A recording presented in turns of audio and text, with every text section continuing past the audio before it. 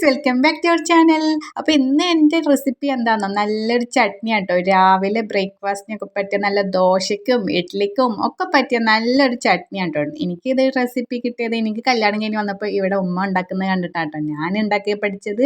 എൻ്റെ വീട്ടിൽ വേറെ ടൈപ്പിലാട്ടോ ഉണ്ടാക്കുന്നത്. അപ്പോൾ ഇതിൻ്റെ റെസിപ്പി എങ്ങനെയെന്ന് ഞാൻ കാണിച്ചു തരാം കേട്ടോ. പിന്നെ കുറച്ച് തേങ്ങ എടുക്കുക, പിന്നെ ഒരു തക്കാളി, കുറച്ച് ചെറിയുള്ളി, അതുപോലെ കുറച്ച് വെളുത്തുള്ളി, കുറച്ച് പരിപ്പ്, കുറച്ച് ഉഴുന്ന്, കറിവേപ്പില കേട്ടോ. എന്നിട്ട് ഇത് തേങ്ങ എടുക്കുമ്പോൾ ഇതിൻ്റെ അളവൊക്കെ കൂട്ടിയെടുക്കാം കേട്ടോ. 2 തക്കാളി അതുപോലെ ഉള്ളിയൊക്കെ കൂടുതലെടുക്കാം. ഇനി ഒരു ചട്ടി വെച്ചിട്ട് നമുക്ക് എണ്ണ ഒഴിക്കാം കേട്ടോ.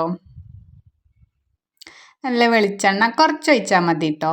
അതിന് ശേഷം കുറച്ച് ഉഴുന്നും ഇട്ട് കൊടുക്കാം, പിന്നെ ഈ പരിപ്പും കൂടി ഇട്ട് കൊടുക്കാം കേട്ടോ. എന്നിട്ട് അതൊന്ന് കളറ് മാറിയതിന് ശേഷം നമുക്ക് അതിലോട്ട് വെളുത്തുള്ളിയും ചെറിയ ഉള്ളിയും കൂടി ഇട്ടിട്ട് ഒന്ന് ജസ്റ്റ് ഒന്ന് ഇങ്ങനെ മൂപ്പിച്ചെടുക്കാം കേട്ടോ. ഒന്ന് കളറ് മാറുന്ന വരെ ജസ്റ്റ് ഒന്ന് ഇളക്കി കൊടുക്കാം കേട്ടോ.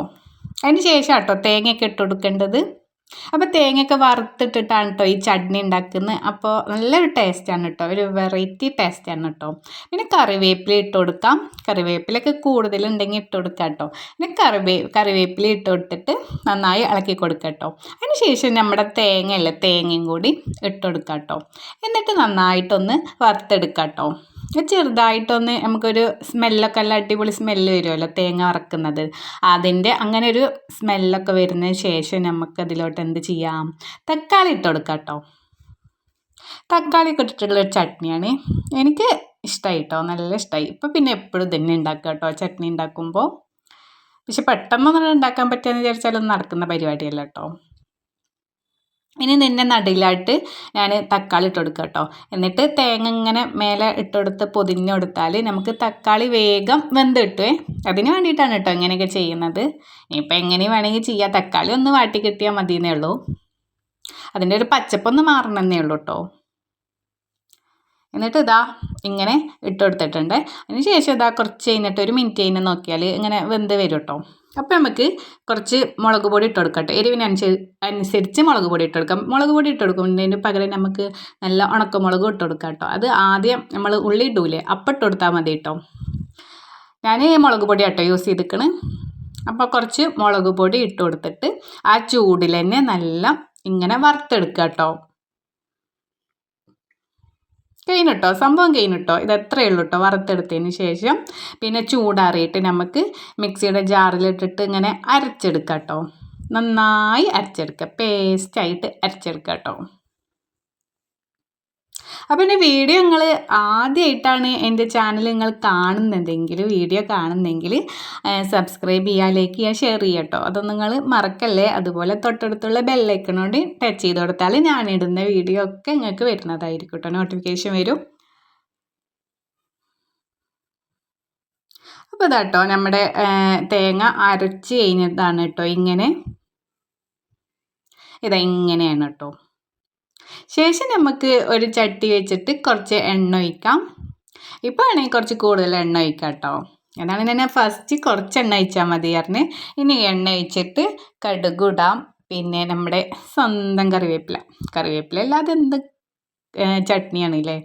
കറിവേപ്പിലയും ഇട്ട് കൊടുത്തിട്ട് നമ്മുടെ അരച്ച് വെച്ച തേങ്ങ ഇതിലോട്ട് ഒഴിച്ചു കൊടുക്കാം കേട്ടോ. പിന്നെ കുറച്ചും കൂടി ഒന്നുകൂടി വെള്ളമൊക്കെ ഒഴിച്ചിട്ട് നമ്മൾ ഒന്നും കൂടി ഒന്ന് നീട്ടാം കേട്ടോ. കൂടുതൽ കട്ടി വേണ്ടേനും, കട്ടിയിലാണെങ്കിൽ അങ്ങനെയൊക്കെ. പിന്നെ ആവശ്യത്തിന് നമുക്ക് ഉപ്പ് ഇട്ടിട്ട് ഇളകി കൊടുക്കാം കേട്ടോ. പിന്നെ തിളച്ച് വന്ന ചട്നിയുടെ ടേസ്റ്റ് പോകുമല്ലോ. അപ്പോൾ തിള വരുമ്പോഴേക്കും നമുക്ക് തീ ഓഫാക്കാം കേട്ടോ. അപ്പോൾ നമ്മുടെ അടിപൊളി ചട്നി റെഡി ആയിട്ടുണ്ട് കേട്ടോ. അപ്പോൾ നിങ്ങളിതുപോലെ ട്രൈ ചെയ്യണേ. അപ്പോൾ ഞാനിതിൻ്റെ കൂടെ ഇതിലേക്ക് എന്താണെന്ന് നല്ല ദോശയാണ് കേട്ടോ. എൻ്റെ അടുത്ത് ദോശയാണ് ഞാൻ ഉണ്ടാക്കുന്നത്. ഇഡ്ഡലിക്കും പറ്റും, അതുപോലെ ചപ്പാത്തിക്കും ടേസ്റ്റാണ് കേട്ടോ. അത് ചപ്പാത്തിക്ക് ഇപ്പോൾ എന്താ വിചാരിച്ചു, പക്ഷേ ചപ്പാത്തിക്ക് ഈ ഒരു ചട്നി നല്ല ടേസ്റ്റാണ്. ഞാൻ എരിവ് കുറച്ച് ഇട്ടിട്ടുള്ളൂ കേട്ടോ, കുട്ടികൾക്ക് ഇവിടെ എരിവ് ഇഷ്ടമല്ല, അതുകൊണ്ടാണ്. അപ്പോൾ ഞാൻ ദോശയൊക്കെ ചുട്ടെടുക്കുകയാണ് കേട്ടോ. കുട്ടികൾക്കൊക്കെ ചെറിയ ദോശ, ഇങ്ങനെ പരത്താത്ത ദോശയൊക്കെയാണ് ഇഷ്ടം. അവർക്ക് ഞാൻ അങ്ങനെ ചുട്ടെടുത്ത്, പിന്നെ എനിക്കിങ്ങനെ മൊരിഞ്ഞ ദോശ കേട്ടോ ഇഷ്ടം. അപ്പം ഞാൻ മൊരിച്ചെടുക്കുകയാണേ. അപ്പം ദോശയൊക്കെ ആയിക്കഴിഞ്ഞ് വീണ്ടും ഞാൻ നെക്സ്റ്റ് ഒരു ദോശയും കൂടിയും ചുട്ടെടുത്ത് അങ്ങനെ ഞാൻ കറിയൊക്കെ ഒഴിച്ച് ചായക്ക് കുടിച്ചിട്ടോ.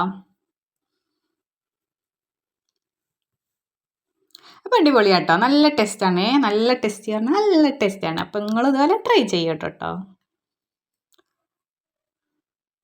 അപ്പോൾ എല്ലാവരും എൻ്റെ വീഡിയോ ഇഷ്ടപ്പെട്ടാൽ ലൈക്കും ഷെയറും സബ്സ്ക്രൈബൊക്കെ ചെയ്യുക. അപ്പോൾ നെക്സ്റ്റ് വീഡിയോയുമായി ഇൻഷാല്ലാ വീണ്ടും കാണാം. Okay, by.